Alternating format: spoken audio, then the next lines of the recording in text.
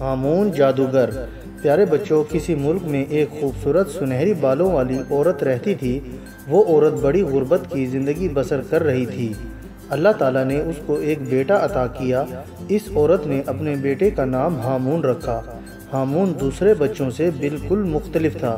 وہ پیدائشی طور پر دنیا کی بہت سی زبانیں بول سکتا تھا۔ لوگوں کی آنکھوں میں دیکھ کر ان کے ذہن میں موجود خیالات جان لیتا تھا، اور سب سے بڑھ کر یہ کہ ہامون جادو بھی جانتا تھا، اور جادو کے ذریعے وہ اپنے آپ کو مختلف شکلوں میں تبدیل کر لیتا تھا۔ ایک دن اس ملک کا بادشاہ فوت ہو گیا۔ ملک میں بادشاہ کے مرنے کا سوگ کیا گیا۔ کچھ دن بعد لوگوں نے اپنے لیے نیا بادشاہ چننے کا اعلان کیا، اور ہامون کو کہا کہ نیا بادشاہ بنانے کے سلسلے میں ان کی مدد کرے۔ اسی ملک میں برجیس نامی ایک نوجوان رہتا تھا۔ برجیس ذہین اور بہادر نوجوان تھا، اور ملک کی روایات کے مطابق اس کو جلد ہی بہت بڑا اعزاز ملنے والا تھا۔ ہامون نے بادشاہ بننے کے امیدواروں کا جائزہ لیا تو اس کو برجیس نظر آیا۔ ہامون چاہتا تھا کہ برجیس جیسا ان ذہین اور بہادر نوجوان اگر اس ملک کا بادشاہ بن جائے اور وہ رعایا کے کام آ سکے، مگر ہامون کو معلوم تھا کہ اگر اس نے برجیس کو بادشاہ بنانے کا اعلان کیا تو بادشاہت کے دوسرے امیدوار اسے قبول نہیں کریں گے۔ اس لیے ہامون نے اعلان کروا دیا کہ بادشاہ کا انتخاب کل ہوگا۔ دوسرے دن لوگوں نے دیکھا کہ شہر کے وسطی چوک میں ایک بہت ہی بڑا پتھر پڑا تھا۔ پتھر اتنا بڑا تھا کہ اسے اس کی جگہ سے کسی بھی طرح ہلانا ممکن نہیں تھا۔ پتھر کے عین درمیان میں ایک تلوار اس طرح کھڑی تھی کہ اس کا آدھا حصہ پتھر کے اندر تھا، جبکہ آدھا بقیہ حصہ اور دستہ پتھر سے باہر تھا۔ لوگ حیران نظروں سے اس پتھر کو دیکھ رہے تھے اور سوچ رہے تھے کہ یہ پتھر کہاں سے اور کیوں کر آیا۔ اتنی دیر میں ایک آدمی کی نظر تلوار کے پاس لکھے ان الفاظ پر پڑی، جو شخص اس تلوار کو پتھر سے نکالے گا وہی بادشاہ ہوگا۔ اس عبارت کو پڑھتے ہی لوگوں نے قسمت آزمائی شروع کر دی۔ سب لوگ اپنا زور آزما چکے، مگر تلوار اپنی جگہ سے نہ ہلی۔ ہامون نے دیکھا کہ برجیس ان لوگوں میں شامل نہیں تھا۔ اس نے فوراً ایک آدمی کو بھیج کر برجیس کو بلوایا۔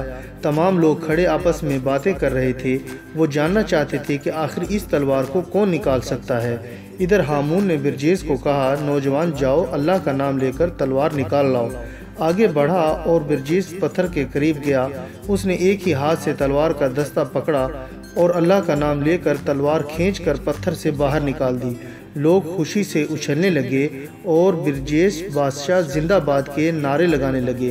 لوگ خوشی خوشی نعرے لگانے میں اتنے مگن تھے کہ انہیں معلوم ہی نہ ہو سکا، اور وہ بڑا پہاڑ جیسا پتھر اپنی جگہ سے غائب ہو گیا۔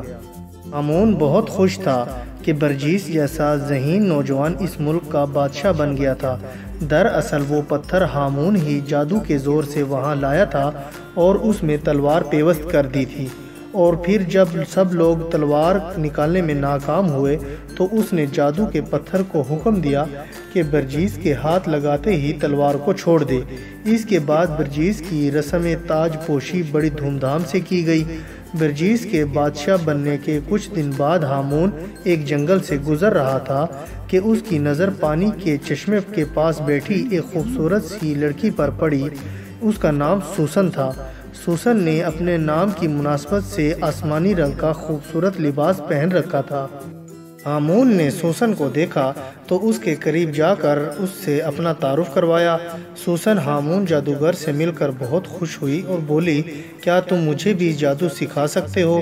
ہامون نے سوسن کو کچھ جادو سکھائے۔ جب ہامون نے اسے جادو کے ذریعے سمندر یا دریا کے پانی پر چلنے کا طریقہ بتایا تو سوسن بہت خوش ہوئی۔ اتنا کچھ جاننے کے بعد سوسن نے ہامون جادوگر سے کہا کہ وہ جادو کے ذریعے اس جنگل میں ایک محل بنا کر دے۔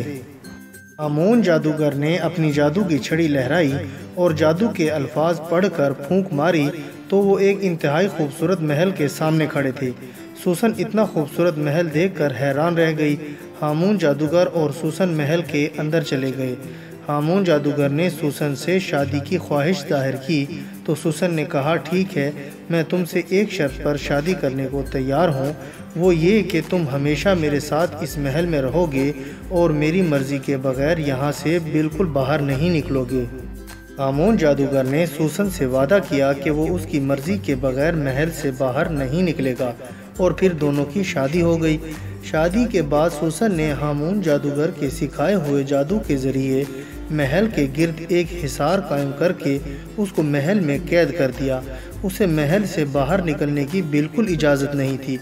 ہامون جادوگر بہت پریشان ہوا کیونکہ اس کی آزادی سلب ہو چکی تھی اور اب اس کا کوئی جادو بھی کام نہیں کر رہا تھا۔ ایک دن وہ اپنی سوچوں میں گم بیٹھا تھا کہ سوسن آ کر اس کے پیچھے بیٹھ گئی اور پوچھا، ہامون تم کس بات پر پریشان ہو؟ اتنے اداس کیوں رہتے ہو؟ تم نے اپنی خواہش پر ہی تو مجھ سے شادی کی تھی۔ ہامون جادوگر بولا، وہ سب تو ٹھیک ہے لیکن آزادی بھی بہت بڑی نعمت ہے۔ تم نے میری آزادی سلب کر لی ہے، یہاں تک کہ اب میرا جادو بھی کام نہیں کرتا۔ سوسن نے کہا، ٹھیک ہے، آج کے بعد تم جادو کا عمل کر سکتے ہو، لیکن اس محل سے باہر نہ تمہیں جانے کی اجازت ہے اور نہ تم جادو کے ذریعے جا سکو گے۔